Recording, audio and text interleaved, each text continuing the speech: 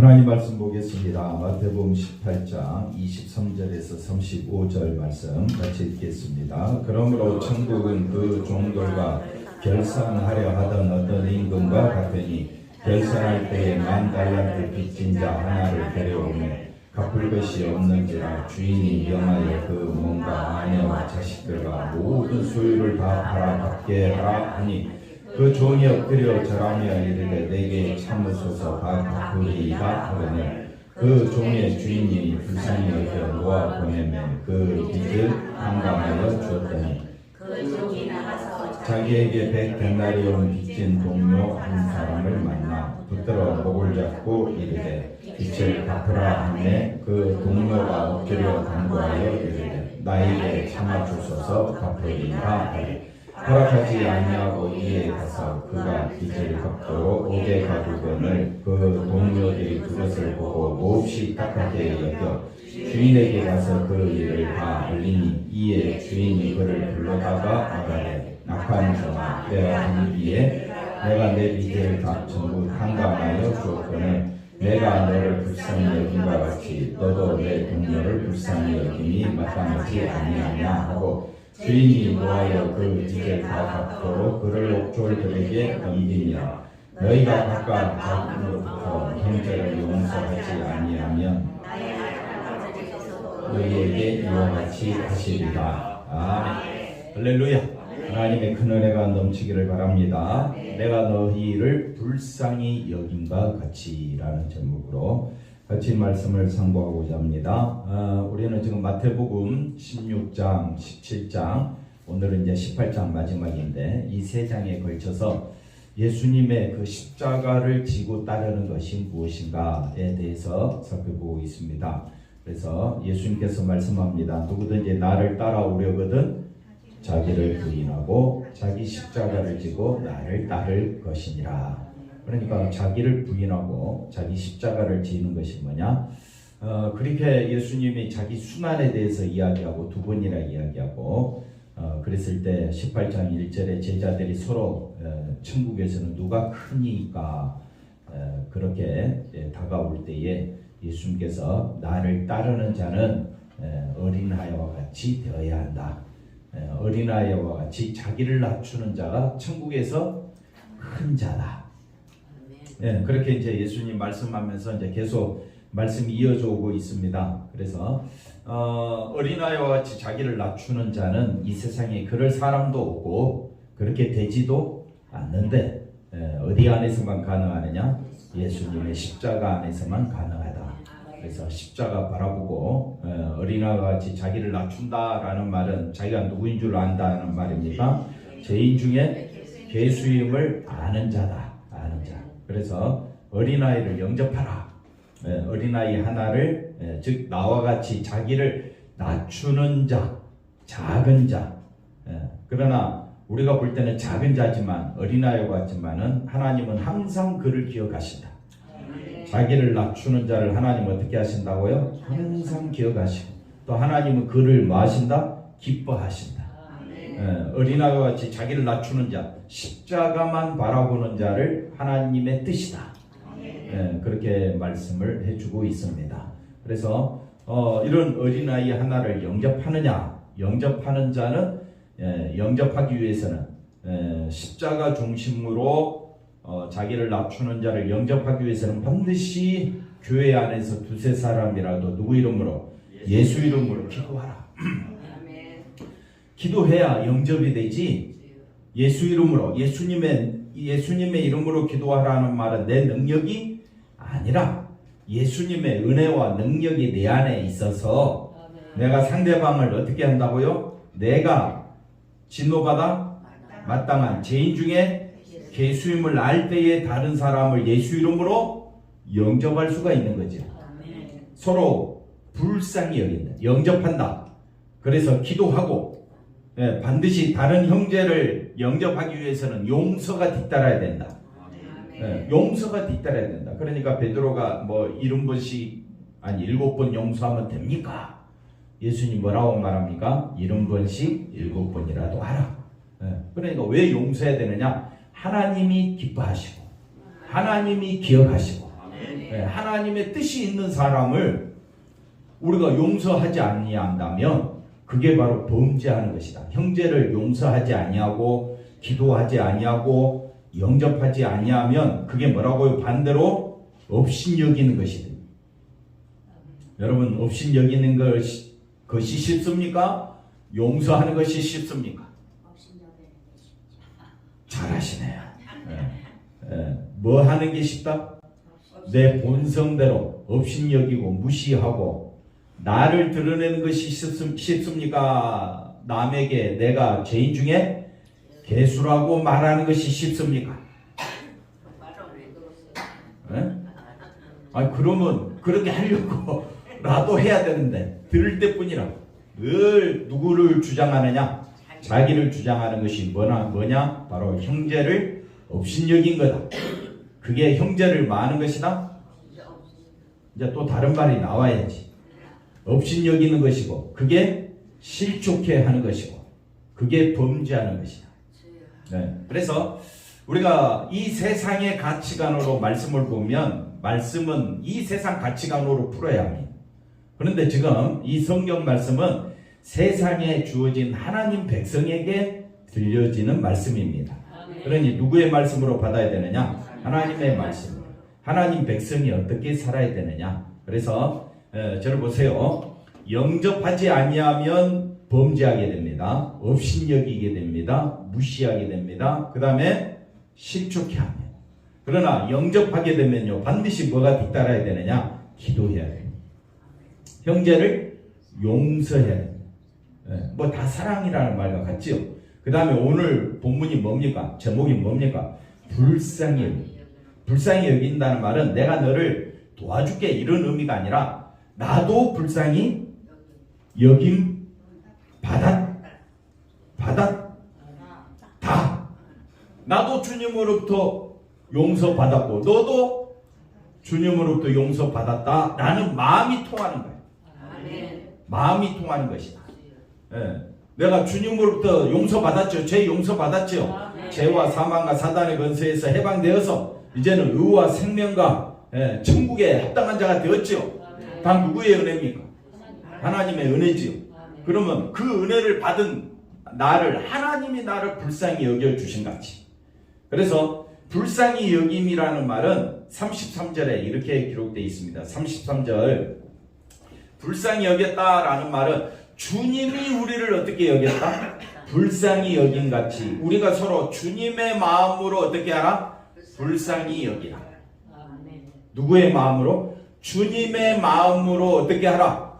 불쌍히 여겨라. 이게 천국이다.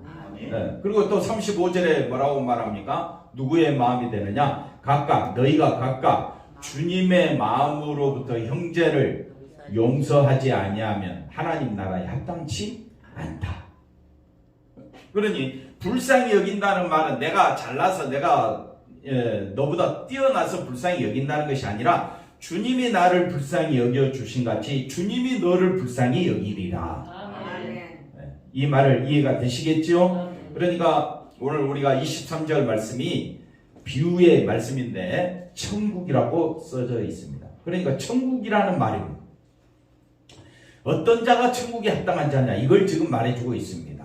천국. 그래서 천국은 뭐하느냐? 결산하려고 하는 어떤 임금과 같다 이렇게 이제 표현해 주면서 35절 다시 한번 더 보시면 그래서 천국이 뭐냐? 천국은 형제를 용서하지 아니하면 나의 하늘 아버지께서도 그러니까 이 임금을 뭘로 비유하고 있느냐? 하나님 아버지라 비유하고 있다. 그러니까 이 예수님의 말씀의 의미를 우리가 좀 더 잘 살펴보자 우리가 이렇게 볼 수가 있겠습니다. 그래서 결론적으로 불쌍히 여기라 이 말은 영접하는 것이다. 형제를 마는 것이다. 그러니까 어떤 자가 형제를 영접합니까?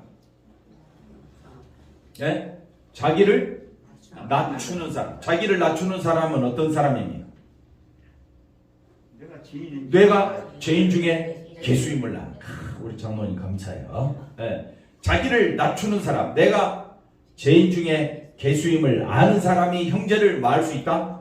영접할 수 있다. 형제를 위하여 마을 수 있다. 기도할 수 있다.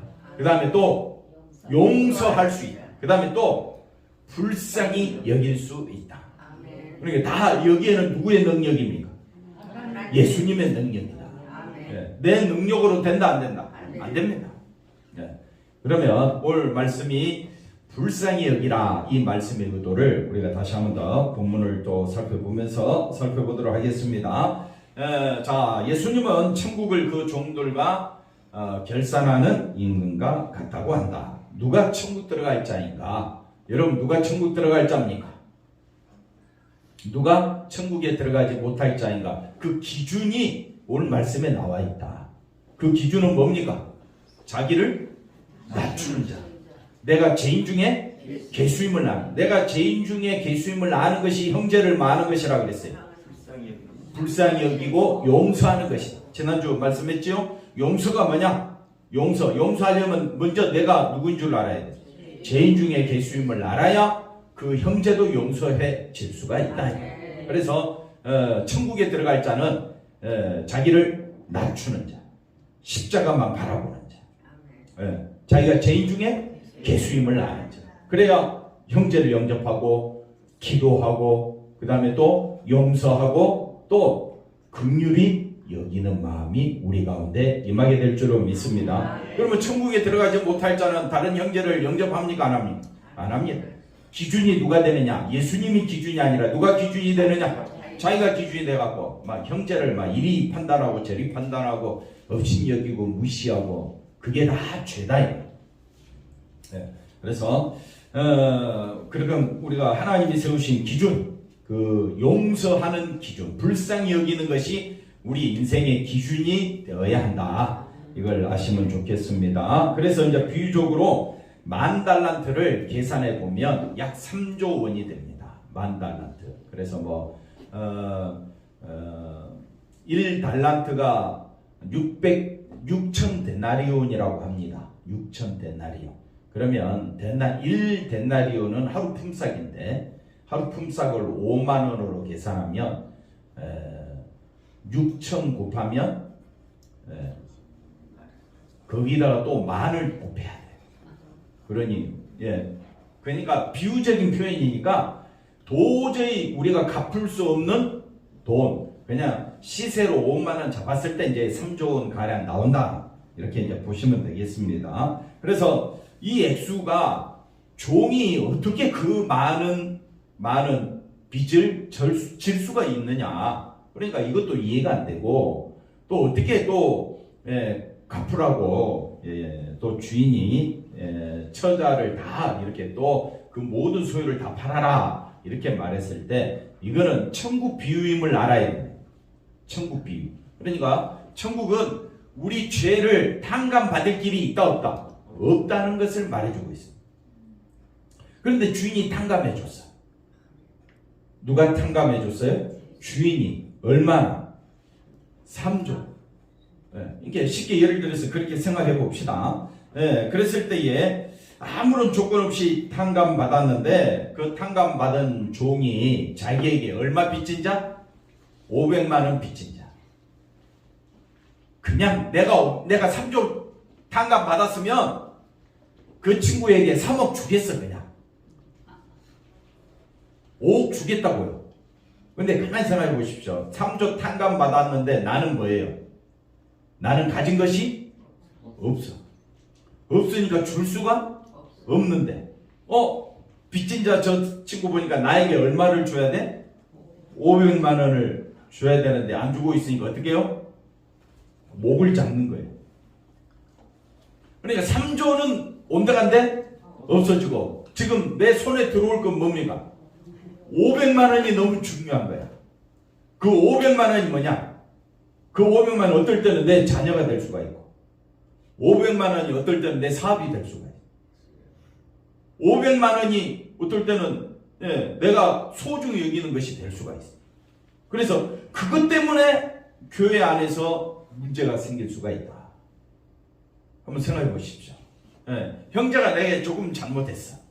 또 내가 가지고 있는 것 중에 내가 가장 소중하게 여기는 것들 때문에 오히려 은혜를 잊고 살지 않느냐. 그렇게 한번 또 생각해 보자 이거지. 그래서 35절 말씀에 뭐라고 말합니까? 너희가 각각 어디서부터? 마음으로부터.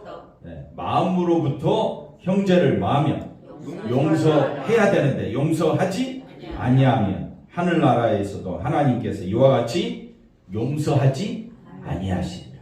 근데 우리 용서가 어디에서 나와야 돼? 마음에서 나와야 되죠. 근데 마음은 지금 뭘로 가득 차 있는데? 욕심. 3조가 마음에 있습니까? 받을 500만 원이 마음에 있습니까? 아니 돈은 3조가 더 큰데?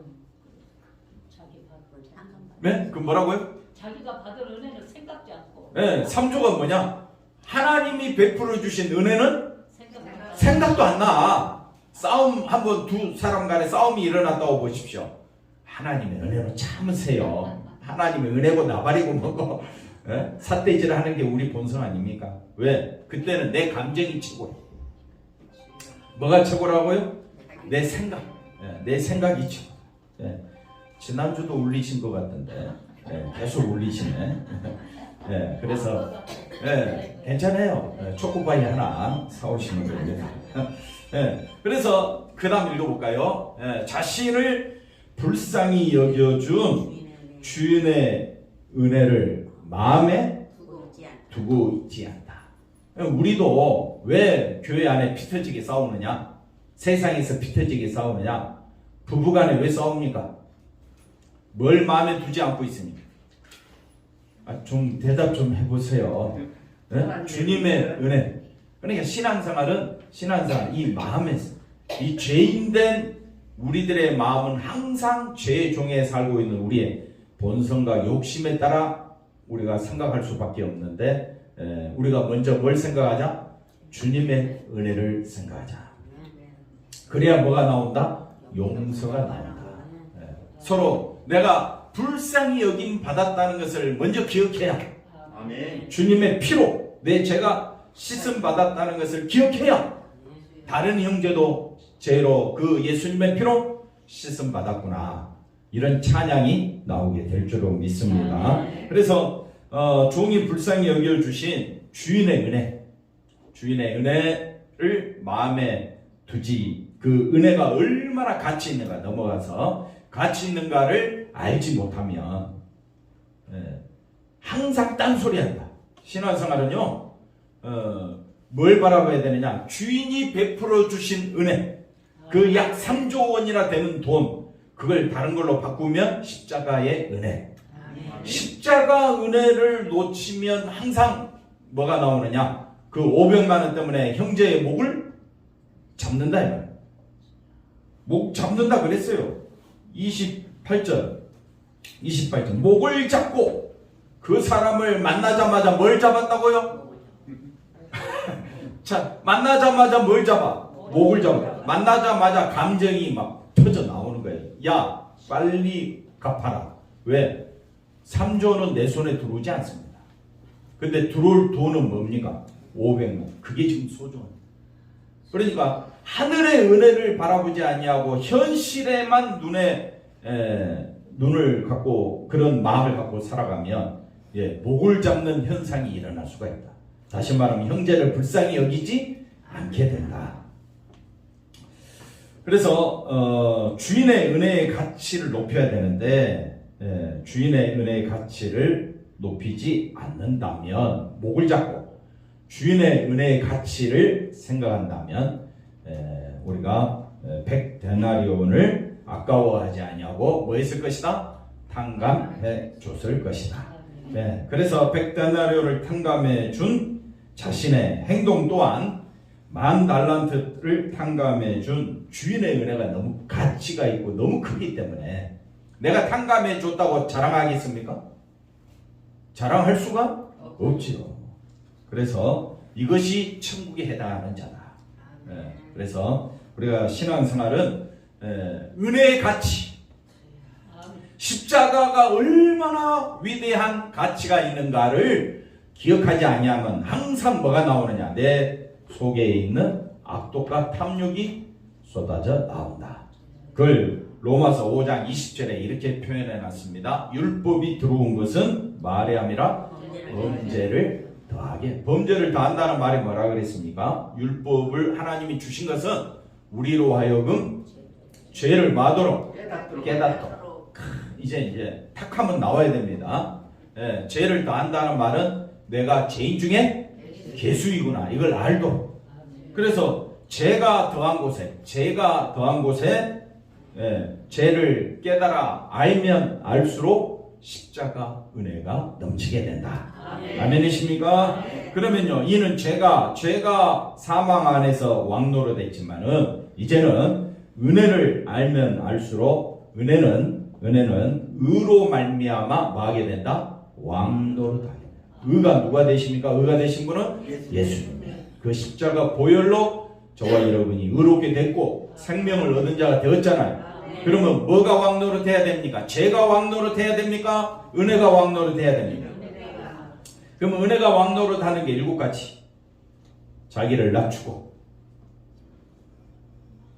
자기가 죄인 중에 죄수임을 알고 형제를 영접하고 기도해주고 용서해주고 그 다음에 불쌍히 여기고. 아까 십자가인가 보다. 십자가만 바라보는 거야. 그게 뭐냐? 은혜가 왕노릇한다. 여러분의 마음속에는 뭐가 왕노릇합니까? 은혜가 왕노릇합니까? 아니면 죄가 왕노릇합니까? 죄가 왕노릇하면 형제를 어떻게 해요? 미워하고 무시하고 업신여기고 그 다음에 실족해 하고 함부로 대하고 십자가 중심이 아니라 누구 중심으로? 자기 생각해 보니까 네가 잘못했어. 자기 생각으로 남을 막 판단. 이 교회가 잘했니? 저 교회가 잘했니? 말씀으로 받지를 못해. 자기 생각으로 말씀을 받으면 그 안에서 뭐가 나올까요? 죄가 나오지. 말씀을 가지고 오히려 다른 사람을 남도질한다는 거. 그래서 은혜를 받았느냐 아니면 죄 가운데 사느냐 우리 자신을 살펴보자. 여러분 어디 가운데 살고 있습니까? 은혜 가운데 살기를 원하십니까? 그러면 항상 뭘 바라보라? 십자가. 십자가 바라볼 때 나는 누구라고요? 죄인 중에 예수입니다. 그 마음을 가지고 형제를 대하는 것이 바로 우리가 살아가야 할 바로 은혜가 왕노릇하는 사람이다. 우리를 불쌍히 여겨주신 하나님의 용서 은혜 안에 있음을 기억하시기를 바랍니다. 그래서 이 용서로 서로 만나야 한다. 이렇게 용서 가운데 만나지 못하게 되면 이거는 하나님 앞에 심판받는 일이 된다. 그 다음에 멱살을 잡게 되고 그 다음 넘어가서 보십시다. 그래서 주인에게 1만 달란트를 탕감받았을 때 종은 내가 십자가 보혈의 피로 제사 받았다라고 했을 때 우리가 다 기뻐하지. 평생 일해도 갚을 수 없는 평생 우리가 율법을 지킨다고 해도 갚을 수 없는 빚을 우리 주님이 다 갚아주셨잖아요. 그래서 내가 항상 은혜 가운데 살고 있다. 내가 어디 가운데 살고 있다? 은혜 가운데 살고 있다. 그러면 뭐가 나와야 돼? 은혜가 나와야지. 근데 은혜를 기억하는 그 마음이 있으면 은혜가 나오는데 항상 100데나리온 세상에 내가 해야 될 여러 가지 세상 것만 바라보면 뭐가 나온다? 은혜가 나오고 죄가 나온다. 그래서 남의 티는 볼 줄 아는데 내 눈에 있는 들보는 못 보는 겁니다. 그래서 항상 우리 마음에 뭘 품어야 되느냐? 은혜를 품자. 한번 따라합시다. 권사님은, 장모님은, 집사님은 뭐가 충만하다? 은혜가 충만하다. 은혜가 뭐라고요? 십자가만 바라보는 거예요. 놀랍다 주님의 그 은혜. 아까 우리 찬송했잖아요. 주님의 은혜. 그 찬송 부르면서 아이고 이것도 설교네. 그러면서 제가 가사 잠깐 읽어드리면 주님의 큰애 우리의 죄를 속하셨다. 갈보리 십자가 위에서 어린 양 보혈을 흘렸네. 251장 놀랍다 주님의 큰은 주의 은혜가 뭡니까? 우리의 죄를 다 씻었네. 이게 은혜라니까. 근데 교회 와서 은혜를 뭘로 찾아? 자꾸 자기 손에 주어진 것이 뭐 내가 기도했더니 응답 받았네. 뭐 기도했더니 뭐 내 사업이 잘 됐네. 그게 은혜라고 생각하니까 항상 내 속에서 뭐가 나와? 죄가 나오고 너는 그것도 못 받았어? 그래갖고 신앙사 하는 거야? 얼마나 그런 말씀을, 왜곡된 말씀을 전하는 사람들 때문에 혼란을 일으키는 게 신앙생활이 돼버렸습니다. 신앙생활에서 은혜는 어디에 있다? 십자가에. 십자가에 피 흘려 죽으신 그 예수님만이 나의 은혜다. 그러면 뭘로 우리가 말을 해야 되고 판단을 해야 됩니까? 항상 은혜로. 그러면 은혜를 보면 볼수록 내가 불쌍히 여김 받았잖아요. 그러면 상대방도 어떻게 여기자? 불쌍히 여기는, 주님이 불쌍히 여기는 장로, 주님이 불쌍히 여기는 우리 권사님. 그렇게 바라볼 때에 불쌍히 여기는 마음이 오고 가는 것이 은혜다. 이렇게 우리가 생각해 볼 수가 있겠습니다. 그런데 주인에게 머리를 조아리며 우리가 다 감사했을 것인데, 문제는 그러한 그 기쁨, 자유, 감사를 자신에게 빚진 자를 만나게 되면 어떻게 되느냐? 다 잃어버려. 그래서 예배 시간은 분명히 은혜 받았는데 집에 가면서 싸운다니까. 왜? 은혜가 안 나와. 이제부터는 은혜는 온데간데 없어져. 이제는 뭐가 나와야 돼? 내 생각이 나오는 거야. 내 생각이 나오면 뭐밖에 안 나온다? 죄밖에 안 나온다. 형제를 뭐 한다고요? 업신여기. 업신여기니까 말을 함부로 하지. 업신여기니까 어떻게 하는가? 손과 발이 업신여기는 거예요. 눈이 업신여기는 거예요. 그러나 주님 다 잘라버리라는 거예요. 없애버리라는 거예요. 그만큼 천국은요, 아무나 그냥 들어가는 것이 아닙니다. 오직 예수님의 그 보혈 의지하고 주님 닮기를 소망하시기를 바랍니다. 그래서 에베소서 마지막 에베소서 4장 32절에 보니까 이렇게 말씀합니다. 서로 인자하게 하며, 그 다음에 어떻게 여기라고요? 불쌍히 여기며 서로 용서하기를. 잘 보십시오. 우리가 말씀을 잘 봐야 되는데, 하나님이 그리스도 십자가 그 보혈 안에서 우리를 용서하신 것 같이 우리도 서로 어떻게 하라? 용서하라. 뭘 바라보고? 십자가 바라보고. 십자가 안에서 내가 하나님의 인자심을 맛보고, 십자가로 인하여 내가 어떻게 해요? 불쌍히 여김을 받았고, 십자가로 인하여 내가 용서받았으면 그게 나와야죠. 뭐가 나와야 된다? 은혜가 나와야 된다. 이 세 가지를 은혜라고 해봅시다. 그래서 인자하게, 불쌍하게, 용서하는 이것이 은혜라면, 하나님이 나에게 은혜를 베풀어 주신 것 같이 우리가 서로 맞아 은혜를 베풀자. 그게 5장 1절입니다. 5장 1절. 우리 장로님 한번 크게 한번 읽어보시겠습니까? 그러므로 사랑을 받는 자녀같이 너희는 하나님을 본받는 자가 되고. 하나님을 본받자. 하나님께서 우리에게 뭘 베풀어 주셨다고요? 은혜를 베풀어 주셨잖아요. 그럼 우리도 서로 맞아 은혜를 베풀자. 이 사람이 천국에 합당한 자다. 이 사람이 사랑을 받은 자다. 사랑을 받았다. 그러면 은혜를 받았잖아요. 사랑을 받았잖아요. 왜 사랑을 베푸셨습니까? 사랑을 하라고.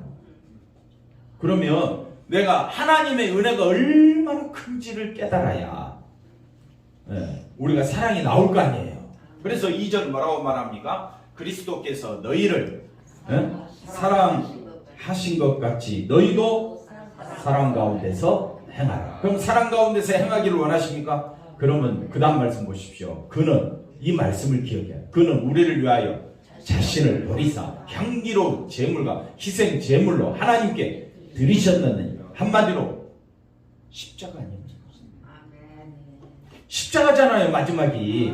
그러면 주님이 어떻게 우리를 사랑하셨습니까? 십자가에서 죽으심으로, 희생 제물 되심으로. 그러면 우리는 십자가 집니까? 못 집니까? 우리는 못 져요. 그 대신 십자가를 바라보니까 내가 누구인 줄 알게 돼요? 죄인 중에 개수임을 알게 돼요. 그러니까 십자가 지라는 말은 내가 죄인 중에 개수임을 아는 것, 자신을 낮추는 것. 그걸로 우리가 교회 안에서 서로 만나야 한다. 그것이 하나님의 은혜가 얼마나 귀하고 놀라운가를 전하는 것이다. 이 은혜가 저와 여러분에게 넘치기를 바랍니다. 기도합니다. 하나님 감사합니다. 하나님의 용서가, 하나님의 사랑이, 예수님의 십자가 그 놀라운 은혜가 얼마나 큰지를 늘 깨닫고 살아가는 저희들 되게 하여 주시옵소서. 예수님의 이름으로 기도하옵나이다. 아멘.